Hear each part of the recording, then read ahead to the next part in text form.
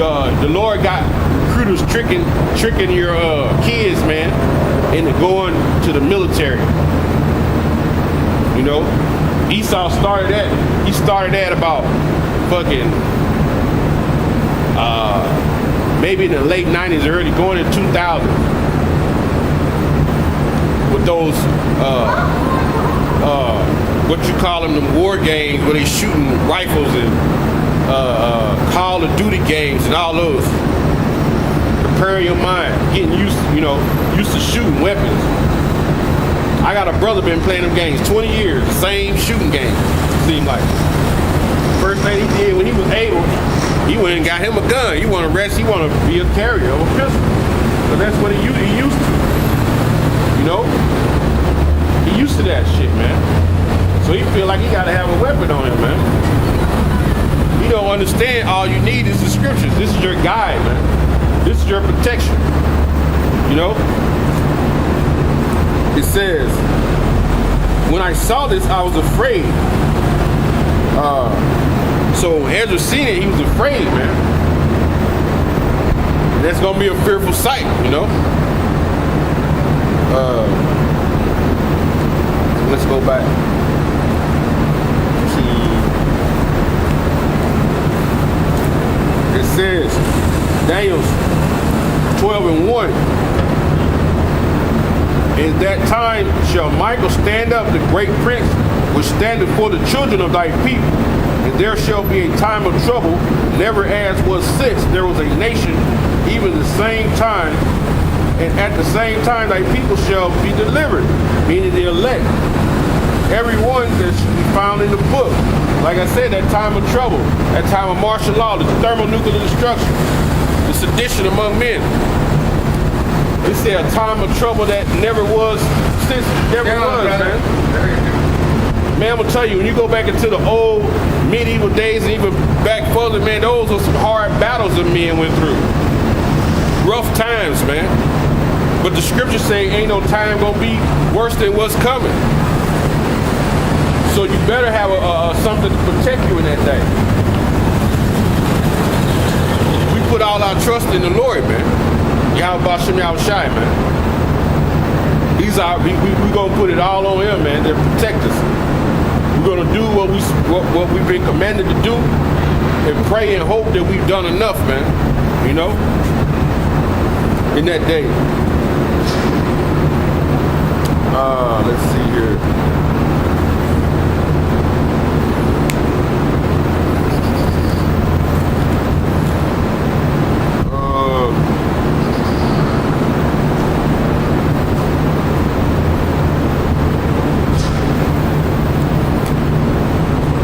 Luke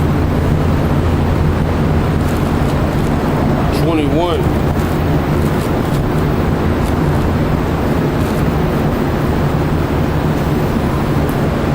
Luke 21 and 21. We was talking about that time, 70 AD, and I'm going to show you in the scriptures again what the Lord said in the book of Luke. It says, and when ye shall see Jerusalem compassed with armies, then know that the desolation therefore is nigh, man. So that's when Vespasian and Titus in the mission, man. And it's gonna be the same way now when you start seeing martial law troops, man. We've seen them. We've seen different brothers seen like they're bringing certain trains. You'll see a long train with a lot of military vehicles on them. In the military, we call it the railhead. You see a lot of vehicles being pushed in different places. You see convoys of military vehicles going down interstates. They're doing mass training here, man. They're doing a lot of training here. You got the Russians and Chinese. Man, they've been training in America for years, man. They be around looking like regular Americans, but they be ops, man. Training, getting prepared for that day, man. Cause the martial law troops, man, they gonna be them cruel men in those other countries, Russia and China, man, Taiwan. Them people who used to those coups and those used to those protests. Don't mind beat you side your head with a stick. And it says, Then let them which are in Judea flee to the mountains, and let them which are in the midst of it depart, and let none of them that are in the country enter thereunto, man. So in that time, they flee from Jerusalem. They had to flee into the interiors of Africa. So the thing now is, when they bring martial law, you might have to flee to the wilderness here. You might have to flee to the woods here, man. And you won't be able to enter back into the cities, man. You know? Let me clarify that. You won't be able to enter back into the cities. This second Ezra 15 and 15. It says, for the sword and their destruction draweth nigh. Meaning a great destruction is coming here on this planet America, on this grounds of America, man. It says, and one people shall stand up and fight against another. Right? That's that sedition among men. Right? When the government, something's gonna happen. They're gonna have another false flag, and the government is gonna shut this place down. And you're gonna have the people not gonna agree, and the people gonna stand up. That's what anarchy is, man, when these people go against the government. It says, for the sword and their destruction draweth nigh, and one people shall stand up to fight against another with swords in their hand. What's a sword? That's a killing instrument. It might be a sword, it might be a gun, it might be a stick, but they're gonna have an instrument to kill each other in that day. They're gonna have weapons of destruction in their presence.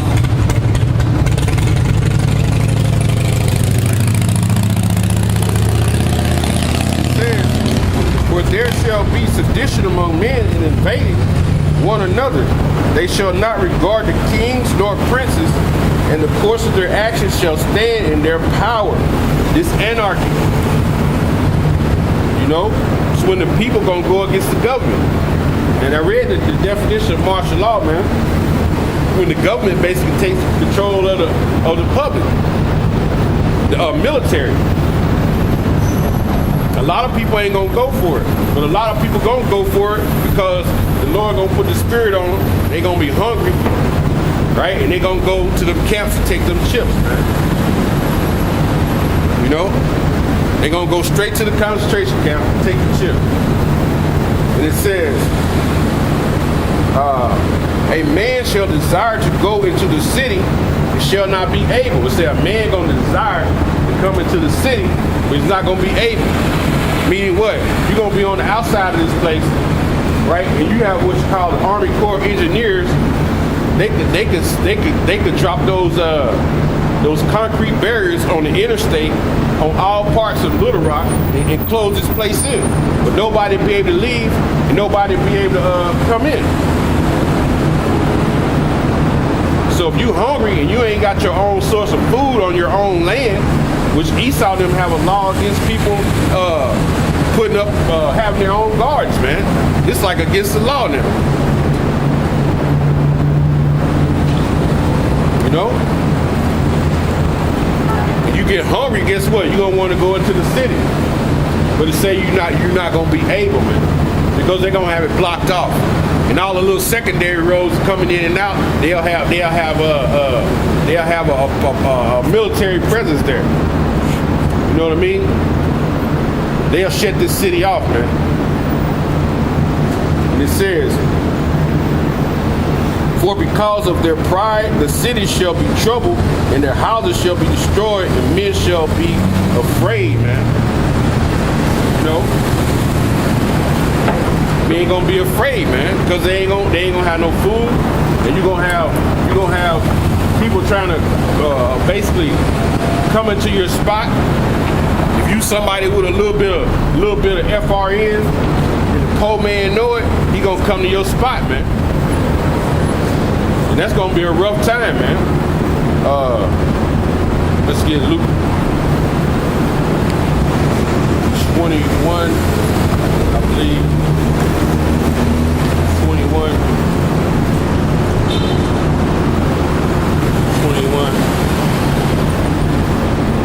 Luke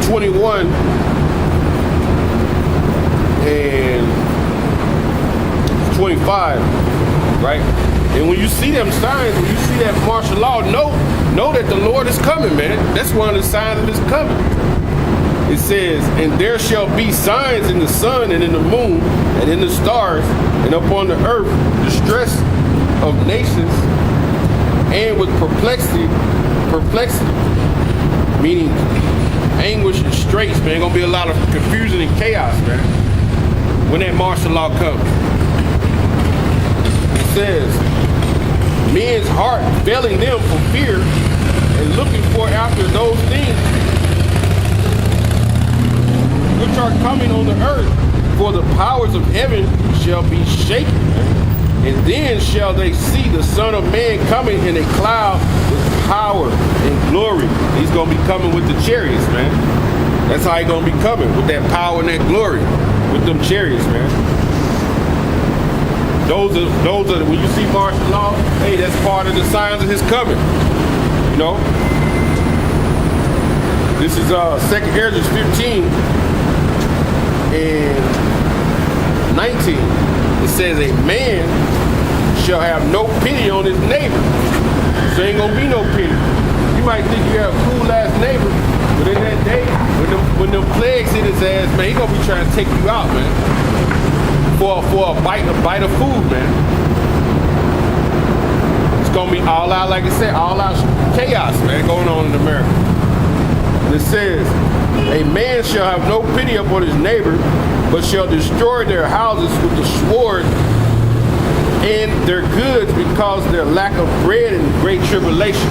So that lack of bread, man, when that comes, when that time comes with that lack of bread, you're gonna really find out who your friends are. Because the guy who you think is your friend gonna be trying to kill you. And the scripture do also say in that time people are gonna be eating people. So you gotta watch out, man. You could be living next door to a cannibal and shit. You know? He breaking your house and ravage your house, and it ain't for your food, it's to eat you. You know? That's to that time of confusion and chaos that's gonna be going on. That time is coming soon to America, man. It's coming soon, man. You know? That martial law, man, that's coming soon. You know?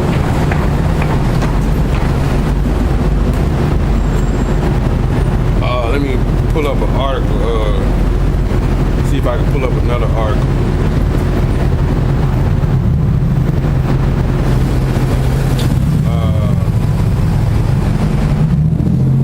This is from the HuffPost, Google.com. Dear Americans, this law makes it possible to arrest and jail you indefinitely at any time. Right? It says the frightening implications of the National Defense Authorization Act, the NDAA. It says in 2014 alone, terrorism killed nearly, it says 30,000 men and women and children. As horrible as it is, terrorism may not be the worst threatening to freedom that we face. The real threat is how quickly we Americans have given our government carte blanche to fight the war on terror, right? So when you gave them that, when you gave them the okay, that means you gave them the okay to come against you. Because in the Constitution it said, now when you go join the army, it tells you that you are going to defend against all enemies, foreign and domestic, man. So that gives them the right to come against you. It says, this has already caused far greater damage to our civil liberties than the terrorists themselves could ever hope to achieve, man. Yeah, because whatever they do can't compare to your own country, put its own people in jail. You know? And it says, in 2012, the U.S. Congress passed the National Defense Authorization Act with relatively little attention from the media. They kept it under the rug, man. They kept it under the rug, man. They passed it, they said they passed it with little attention from the media, right? Let me get this scripture. With little attention from the media. This is the book of Micah, 2 and 1, it says, woe to them that devise iniquity, right? That wickedness, and work evil upon their beds, man. So woe to them, destruction be to them that sit up in the bed, right? And they think of all these evil plans, man. The National Defense Authorization Act was an evil plan. It says, and when the morning is light, they practice it because it is in the power of their hand, man. So that the NDAA was one of those evil, wicked plans that they sit around in their beds and they thought of. Like you said, they control the government. The earth is given to them.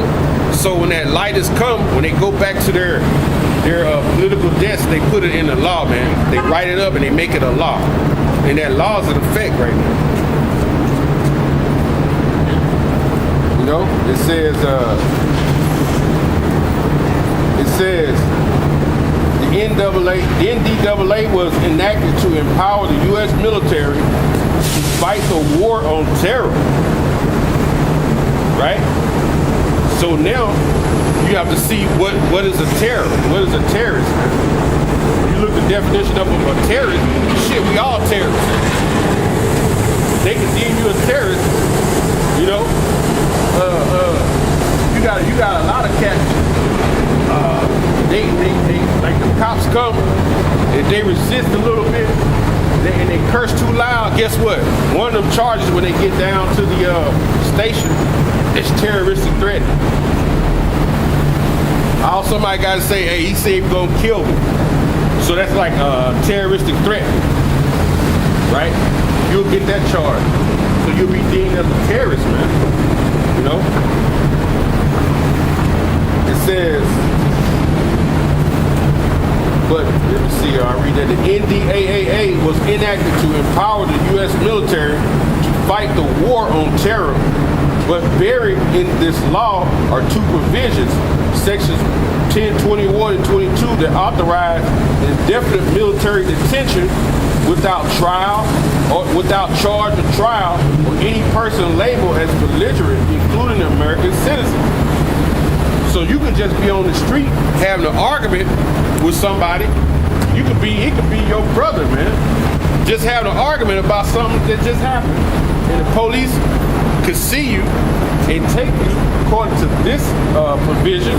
They could just come up and put you in the car, you and your brother, with no charge, and take you to a detention center, according to this NDAA. So you have to walk on eggshells in America, man. And that's how they want you, man. Be a humble slave, go to work, you know, go to work and shut your fucking mouth, and let us continue to be wicked, continue to put straits on you and oppress you, right? And you can't say nothing. Then we gonna have it where in certain time we're gonna force you to take the RFID chip. We're gonna force you to take it. Through chaos and through famine, through hunger, through pestilence, they're gonna force you to take it. And 2/3 of our own people gonna take it. Because 2/3 of our own people join hand in hand with Esau, man. 2/3 of our own people gonna take it. You know? I says these NDAA provisions, which have been reapproved by Congress and signed by President Obama every year since 2012, override habeas corpus. So you can't be telling them, hey, I need a phone call, I want to talk to my lawyer. They just done away with that. They can just roll up on you, put you in the car, and take you to jail, or take you to a camp, basically. Do whatever they want to, you know? It says, habeas corpus is the vital legal procedure that prevents the government from detaining you indefinitely without showing just cause, man. So they had to get rid of that, man. Because police been putting you in the car, they ain't never had cause